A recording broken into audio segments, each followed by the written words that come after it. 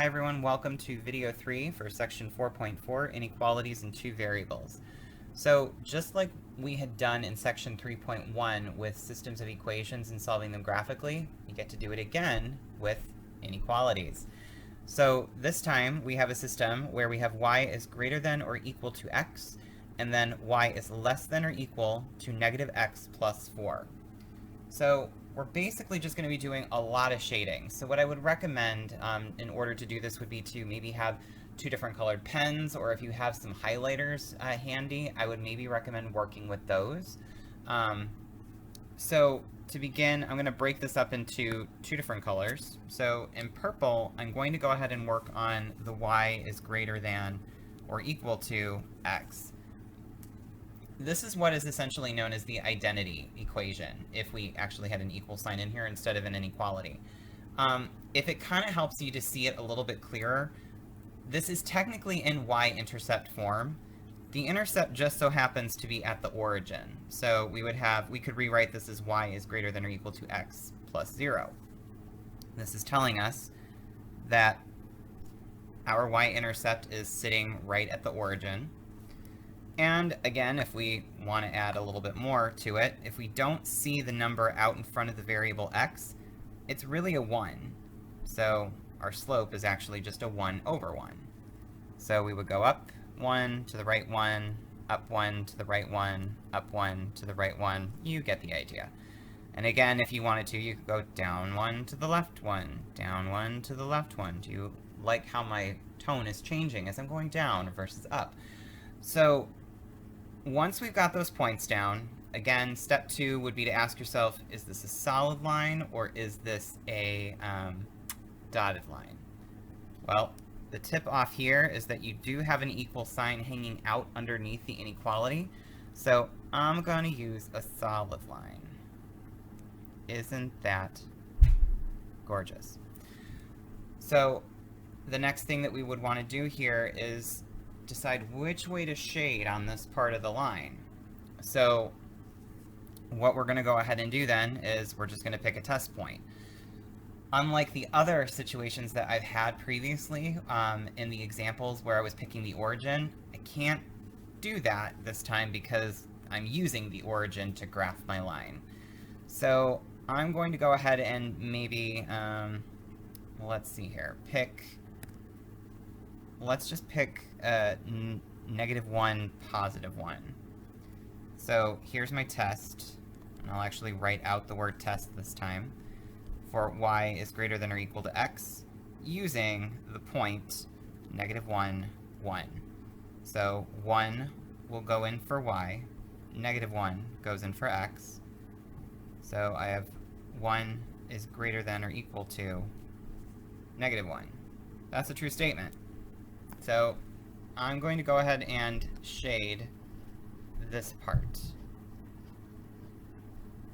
And I'm going to purposefully kind of leave this a little airy so that I can still see my axis shining through. Actually, let me see if I can bring the axis forward. Look at that, I can.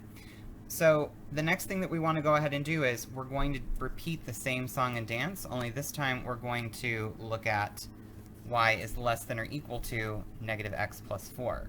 So I think I'm going to scoot this a little bit over so that I have some more room, and I'm just going to carry my inequality over here. The good news is for this problem, it's already in slope-intercept form. So I know that I do have a y-intercept at +4. And it looks like, since I don't see the number hanging out there, it must be a -1. And if I want to see the rise over the run, I can rewrite that in its fraction form as -1 over 1. So I'm going to go down 1 to the right 1, down 1 to the right 1, down 1 to the right 1, and so on and so on. And again, you can go in reverse. Again, the next question is, do I use a solid line or a dotted line? Well, in this case, I do have an equal sign included in here, so I'm going to go ahead and use a solid line as I draw that in. Okay. So the next thing that comes to mind is, okay, I have to decide which side of this line to shade. So again, pick any point that you want. I'm going to maybe opt and come over here and do, let's do 5, 0. I'm just curious. So again, I'm going to come over here and I'm going to test 5, 0. So 0 goes in for y, and then 5 goes in for x. And when I put this in, I get 0 is less than or equal to, well, we have -5 plus 4. This would give me a -1. So that's very wrong. 0 is not less than -1, so that means I picked something on this side of my green line, so that must mean that everything else that I've kind of roughly highlighted over there is incorrect. I should come to the other side of my green line and shade there. So I'm actually also going to get rid of this little green point. Oop. Nope, I guess I can't. So I'm just going to leave that green point in there. It's bad. We won't use it. But I am going to come over here to the other side of my green line, and I'm going to shade. And again, taking it all the way up to that green area, to that green line that we have there. This is not a very pretty picture, everyone. Sorry, it looks a little toddlerish. And I'm actually going to try to bring forward my purple line so it doesn't get too big. Okay, so what we want to note here is, well, where is my solution going to work for my system? Where are all of my solutions? So the reason why I picked 2 different colors for the shading was to see where that overlap was. So my solution, kind of bear with me, it's actually going to form along this border of the green line and the purple line. My solutions actually continue to go out in this direction wherever we see that double overlap.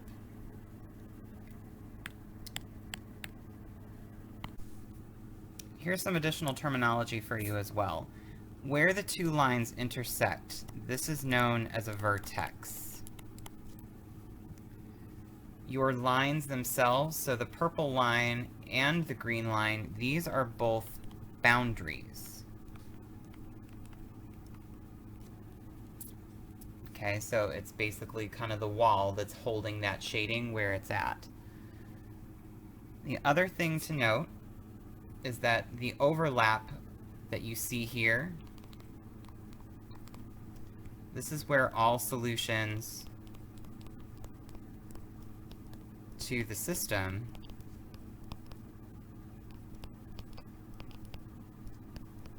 exist.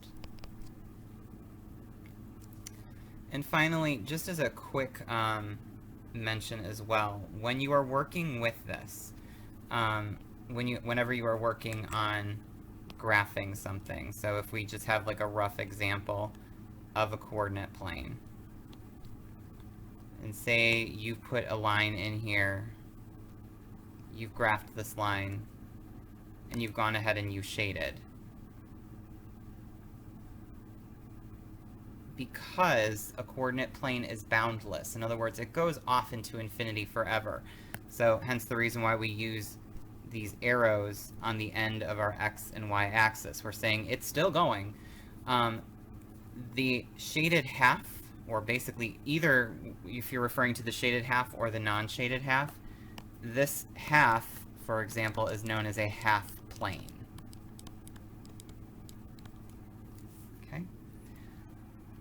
So that's all I have for an explanation. I do have 2 other example problems in your guided notes for you. Again, what I encourage you to do is work on those first, and then watch the final video in order to make sure that everything checks out, and to make sure that if you do have any questions, that they hopefully do get clarified from the explanations that I'll provide. All right, I will see you in video 4.